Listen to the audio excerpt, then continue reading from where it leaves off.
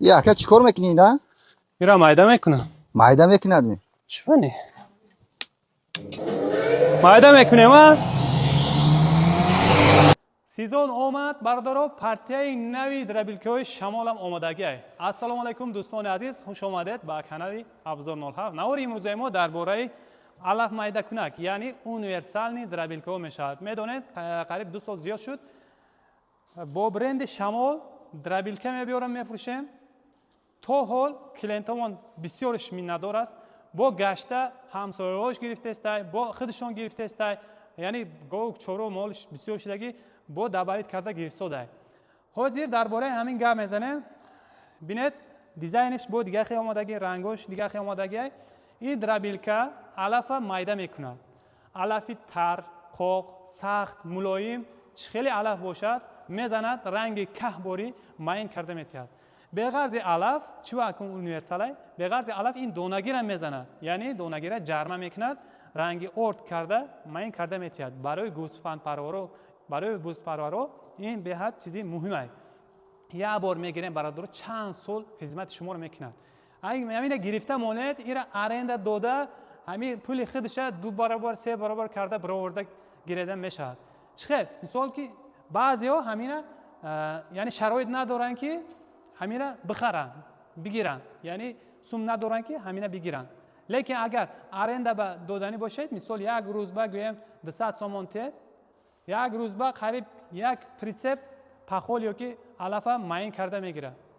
برای اویم فایده برای شما این یک مثال بیزنس گویم هم میشد، برای خودتون هم استفاده برید، هم برای دیگران ارنده سپریده پولش برآورده میشود. همین باور کنید 5-6 ماه تا پولش برآورده میره. برای که همه شرایط ندارن گرفتن با نرخ دربیلکه 3400 سوم. ای سر ویدیو گپ زدمونم برای که بسیار کس ویدیو را تا آخرش تماشا نمیکند و نرخ میپرسد. نرخ دربیلکه 3400 سوم. چی به ارزان نمیشه دیگه، در دیگه جای ارزان گفته بعضیا مینویسن. اكو بیان نمیدونن که چیز اورجینال با صفت همیشه قیمت میشد، ارزان نه. نرخ همین فقط دستافکش رایگان کردگیم، دستافکه درون همین نرخ داخل میشد. 220 به کار میکند، همه خانه به همین دربیلکه کار کردن میگیرد. بعضی وقتا مثال تو کمتر پس شود، یعنی 180 هم که باشد کار کردن میگیرد. برای که موتورش نزدیکتر نشانته تاگش به موتور 6.5 کیلووات ایستادگی، موتورش ابمودکش آلومین میشود. وقتی که آلومین که شد تو که شما کمتر پستر باشدم کار کردن میگیرد. این اتومات هم میبردارین کلچت میکنید. این من اینجا ولتی تو که نشان میتید کار کردن میگیره برادرو. یعنی سرشویش تا مثال یکم گرفتین این ابکتکه میکنین برای که موتوری نموندگی هم کو ابکتکه کرده به مالو بعد نگروسکه کتی کار کنیده میشد. اكون نگروسکه گفته مثال یک پرسی رشقه همه خالی یک باره نمیپرتوید، майда میپرتوید، لیکن یک باره پرتوفتن ممکن نیست.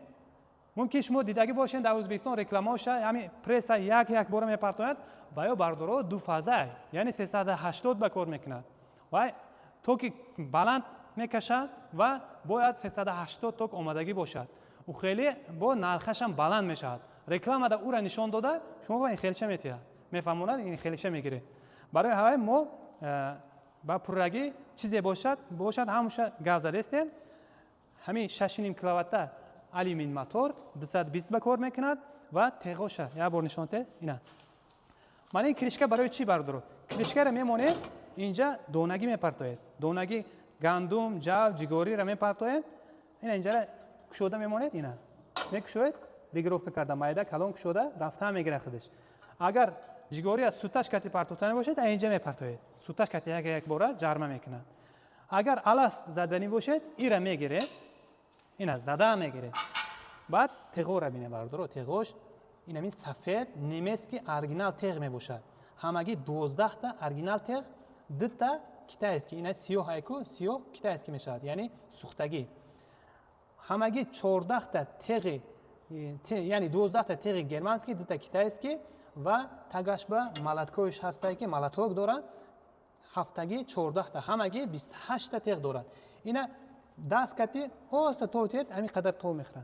اگر اینا توک به سهیل کنید همون قدر ابرود بلند کتی یعنی 3,500 ابرود کتی تو میخرد. ягон алаф ягон донагӣ اینجا در اومدگی باشد یعنی سلامت نمیماند. بعد در کامپلکت 5 تا ستکه داره. اول 4 تا می بود، حاضر 5 تا ستکه قطعشون اومدگی، یعنی برای علف قوق، برای علف تر، برای پخول، یعنی هسکو پخولی علفی چی شولی میگن، ما رو پخول میگیم، شما چی میدونید چی میگین نمیدونم. بعد برای گندم و برای چی جگوری 5 نمود ستکه دارد قطعی کامپلکت. نرخش گفتیم دستاوکه تمام ناحیه‌های شهر تاجیکستان، تمام شهرهای تاجیکستان رایگان در همین نرخ داخل میشود. پروست شما در همین رقم‌ها زنگ میزنید، من با درابیلکا در کار هسته نیسته یا که چند سومه چند ولت با کار میکنه گفته پرسیدن در کار نه، برای که در ویدیو همانش با پورگی گفتم. شما فقط آدرس تون میزنید، من با درابیلکا در کاره. بعد اینا اپراتور رو میفهموند، بعد شما با چینی دیر باشد 2 روز با یا که 1 روز با گویم دیر باشد 2 روز با میگیرن تاکسیاتون که روی میکنند، فقط شهرتون قبول کرده میگیره. راه پولی درون همین نرخ داخل میشه. کی با در کار برادرها حتما مراجعه کنید و ویدیوی ما معقول شده باشد حتما لایک فراموش نکنید، فکرتون در کامنت بنویسید. سلامت باشید.